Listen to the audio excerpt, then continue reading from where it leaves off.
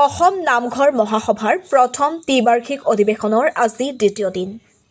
যোৰহাট জিলা নামঘৰ মহাসভাৰ উদ্যোগত আৰু ৰাইজৰ সহযোগত ঢেকীয়াখোৱা বৰনামঘৰৰ প্ৰাংগণত মাধৱদেৱ সমন্বয় ক্ষেত্ৰত অনুষ্ঠিত এই অসম নামঘৰ মহাসভাৰ প্ৰথম ত্ৰিবাৰ্ষিক অধিৱেশনৰ আজি দ্বিতীয় দিনাৰ প্ৰথম কাৰ্যসূচী অনুসৰি পুৱাই এক বৰ্ণাঢ্য সাংস্কৃতিক শোভাযাত্ৰা উলিওৱা হয়। ইয়াৰ পাছতেই অধিৱেশনৰ মূল মণ্ডপত মুকলি সভাৰ আৰম্ভণিতে ৰশ্মি বৰুৱাৰ নেতৃত্বত দিহানাম পৰিৱেশন কৰা হয়। মুকলি সভাৰ নিৰ্দিষ্ট বক্তাৰূপে উপস্থিত থাকে আউনীআটী বিশ্ববিদ্যালয়ৰ পঞ্জীয়ক মাধুৰ্য মণ্ডিত বৰুৱা। নিশালৈ কাৰ্যসূচীৰ অন্তত মহাপুৰুষীয়া নাট হৰিচন্দ্ৰ উপাখ্যান ভাওনা প্ৰদৰ্শন কৰা হ'ব। যোৰহাটৰ পৰা ধ্ৰুৱজ্যোতি পাচনিৰ report AIN live. Asom Namghar মহাসভাৰ অধিৱেশনৰ আজি দ্বিতীয় দিনা কাৰ্যসূচীৰ এয়া শোভাযাত্ৰা আমাৰ আৰম্ভ কৰিবলৈ হৈছে। এই শোভাযাত্ৰা আমি হৰিনামৰ ধ্বনিৰে গায়ন বায়নেৰে আমি আৰম্ভ কৰিবলৈ লৈছোঁ। ইয়াত আমাৰ কেইবাটাও মানে সংগঠনে যোগদান কৰিছে। গতিকে ৰাইজৰ উপস্থিতিত আমি শোভাযাত্ৰা আৰম্ভ কৰি এয়া ঢেকীয়াখোৱা বৰনামঘৰৰ পৰা ঢেকীয়াখোৱা মূল তোৰণৰ আমাৰ নেশ্যনেল হাইৱেৰ কাষৰ মূল তোৰণৰ কাষলৈ যাম। গতিকে সকলো ৰাইজকে আমি এয়া আহ্বান জনাইছোঁ।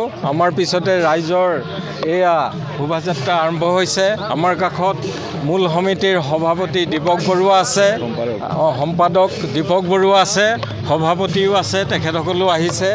এতিয়া এই শোভাযাত্ৰাৰ দ্বাৰা আমি এটাই বাৰ্তা দিব বিচাৰিছোঁ যে অসমত যিমানবিলাক নামঘৰ আছে সকলো নামঘৰ একত্ৰিত হৈ আমাৰ পৰম্পৰা নামঘৰৰ উন্নতিৰ কাৰণে কৰিব লগা বহুত কাম আছে। কেৱল আন্তঃগাঁথনি উন্নতিয়ে নহয়, ইয়াৰ ভিতৰৰ শিক্ষা, নামঘৰ আমাৰ শিক্ষাৰ স্থলী, আধ্যাত্মিক শিক্ষাৰ স্থলী, গাঁৱৰ শিক্ষাৰ স্থলী বা টাউনৰ আমাৰ যিসকলে সমবেত হওঁ শিক্ষাৰ স্থলী, ইয়াক বিভিন্ন ধৰণৰ কাৰ্যসূচীৰে কেৰিকুলামৰ দ্বাৰা আমি আগবঢ়াই নিম।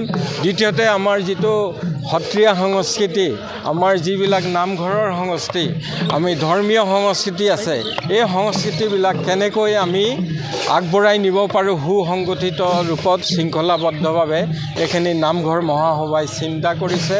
গতিকে ৰাইজক সকলোকে আমি এই শোভাযাত্ৰাৰ দ্বাৰা এটাই বাৰ্তা দিব বিচাৰিছোঁ যে তেখেতসকলে আহি সহযোগ কৰক। আমাৰ নামঘৰসমূহ আজি উজ্বলি উঠক। কেৱল আন্তঃগাঁথনিয়ে নহয়, ইয়াৰ শিক্ষা সংস্কৃতি আৰু তত্ত্বমূলক যিখিনি গৱেষণা আছে, গৱেষণা কৰি আমি আকৌ পুনৰবাৰ শংকৰ মাধৱৰ গুৰু দুজনাৰ আৰ্হিৰে আমাৰ এই নামঘৰসমূহ আগুৱাই নিওঁ। ধন্যবাদ। চাওক, আজি ৰাতিপুৱা আমাৰ আধ্যাত্মিক শোভাযাত্ৰা বুলি কৈছোঁ মই। আধ্যাত্মিক শোভাযাত্ৰা হিচাপে আমি শোভাযাত্ৰা কৰি আহি এতিয়া আমি মূল সভাৰ কাৰণে আগবাঢ়িছোঁ। প্ৰথমতে এটি দিহানামেৰে আমি আৰম্ভ কৰি এতিয়া মূল সভা এটি বৰগীতেৰে আৰম্ভ কৰা হ'ব। বৰগীতৰ পিছতে আমাৰ মূল সভা অনুষ্ঠিত হ'ব। মূল সভাত মাধুৰ্য মণ্ডিত বৰুৱা, তেখেত হৈছে আউনীআটী সত্ৰ বিশ্ববিদ্যালয়ৰ তেওঁ পঞ্জীয়ক হয়। তেখেতক আমি নিৰ্দিষ্ট বক্তা হিচাপে মাতিছোঁ। তেখেতে আমাৰ এই অসম নামঘৰ মহাসভাৰ মেইন বিষয়বিলাকৰ ওপৰত তেখেতে আজি বক্তৃতা আৰম্ভ কৰিব।